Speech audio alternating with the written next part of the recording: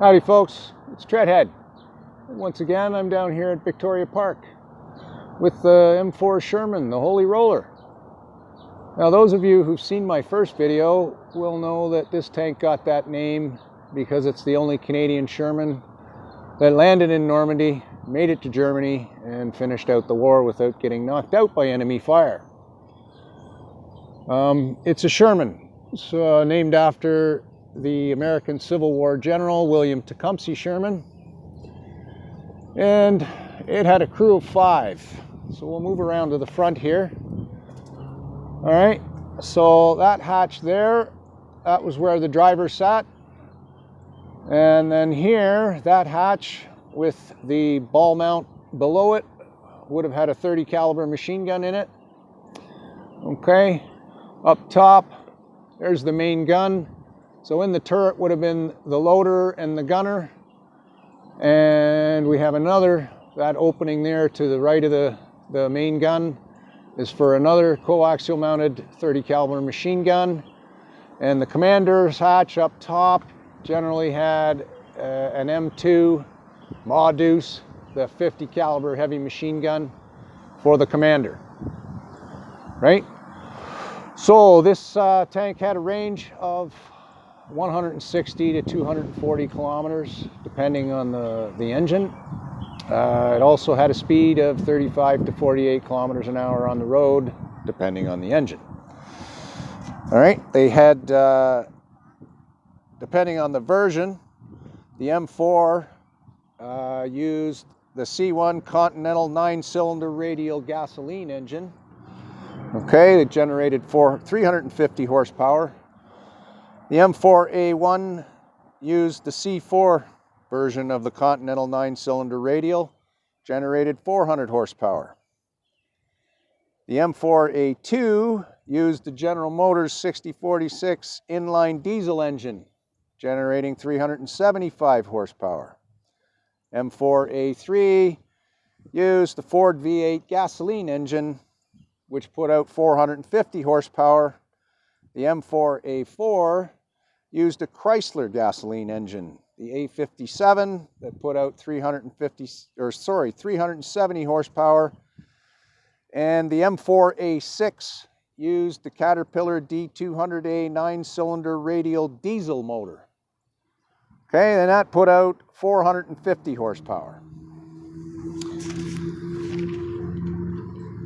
So this tank saw, not this one in particular, but the Sherman has seen action all over the world. Used by all of the Allies in the Second World War. It was also used in the Indonesian Revolution, the Greek Civil War, the Arab-Israeli War of 1948. It was used in Korea and Vietnam. It saw action in the Suez Crisis of '68. India and Pakistan have gone to war a couple of times in the last century, 1965 and 71, and the Sherman was there too. It was also used in the Six-Day War between Israel and Egypt, the Yom Kippur War by Israel. The Israelis, much like the British in the Second World War, reworked the turret, put the 17-pounder in. The Israelis reworked the turret, and I believe they mounted a high-velocity 105 millimeter in it and redesignated it the Super Sherman. But I'm not 100% sure on that. I'm going to have to do a little more research, and when I do, I will get back to you. Okay, so yeah, Six-Day War, Israel, Egypt. It also was used in the Iran-Iraq War. It was used in the Cuban Revolution, the Nicaraguan Revolution. And the country of Paraguay, this year, in 2018, finally, they had 3 Shermans in their presidential escort regiment, and they were only retired this year. So, and I'm sure there are still Shermans in the Middle East or somewhere around the world that are still in active service almost 3/4 of a century later. Okay, so what's good about a Sherman? Well, it's a medium tank. It's got decent mobility. It is very cheap. It was very cheap to make. Most of them made by companies like the Ford Motor Company, and they used mass production techniques, which meant it was cheap and easy to manufacture. And since, you know, it was produced by people like Ford, using the assembly line and all that stuff, it means that the parts from this Sherman will fit on every other Sherman, which is a big advantage. Since at this point in the development of tanks, it was mechanical failure that kept most tanks out of action and not enemy fire. So it's easy to make, easy to operate and maintain. The 75 millimeter has a great high explosive round. The armor piercing is not so great, but it's got a good HE round, which makes it a great infantry support tank. And Shermans did an awful lot of that. Let's see, what else? And the other thing is, the Americans made almost 50,000 of them, so we had lots of them. So, what are the things that are not so good about a Sherman? Well, they tend to catch fire very easily, especially those ones with the gas engines in them. Yeah, the Germans used to call this the Tommy cooker. Tommy being a slang term for British people, and cooker being obvious. Yeah, it catches fire real easy. The other name I've heard for this is the Ronson, after the Ronson cigarette lighter. Yeah, so I think if you lit a large firecracker near this, it might catch on fire, or anyway.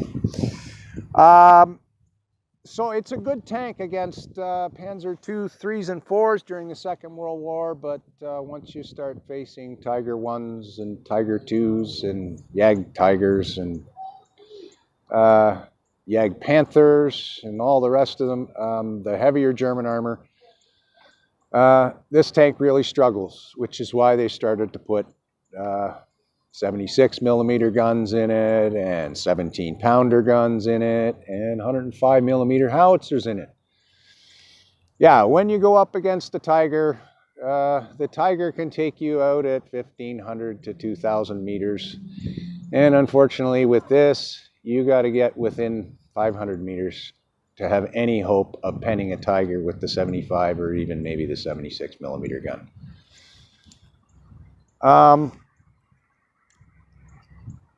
I have read that the ratio, if you wanted to take out a Tiger with Shermans, you needed 5 of them, because he's going to shoot 4 of your buddies before you can get to him.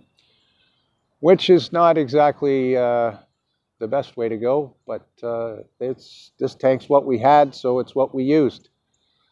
And honestly, I think anybody that went up against a Tiger with this tank, my hat's off to you.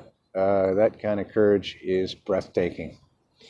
So, this is my 3rd video using real tanks now, and so I'm decided I want to make a series. I want to call it Tanks in Your Town. So, if you have a tank in your town, or let's say you're on holiday and you're visiting somewhere and you come across a tank, Treadhead would like you to maybe take a picture and send it to me. Maybe a little video clip, that would be nice, but a picture would do just fine.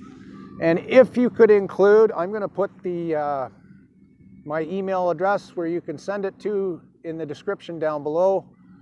So if you could send that to me along with just a general sort of a description of where to find it, that would be great. And I'm going to make a map. We'll put them all on the map and a directory, so that, you know, if you're a tourist and you're traveling and you're visiting a town, you can look it up on Treadhead's map and directory and see if there's a tank that you might want to go visit. All right, so for example, like I said, this tank is in Victoria Park in the heart of downtown London, Ontario. All right, we look over that way. That's Central Ave and Richmond. at the northwest end of the park. So if you're looking for this bad boy, that's where you can find it. All right, that's my video for today. Once again, like I said, it's D-Day. So, yeah, the anniversary of the D-Day invasion in Normandy. Okay. All right, you guys have a good night, and I will see you again. Bye for now.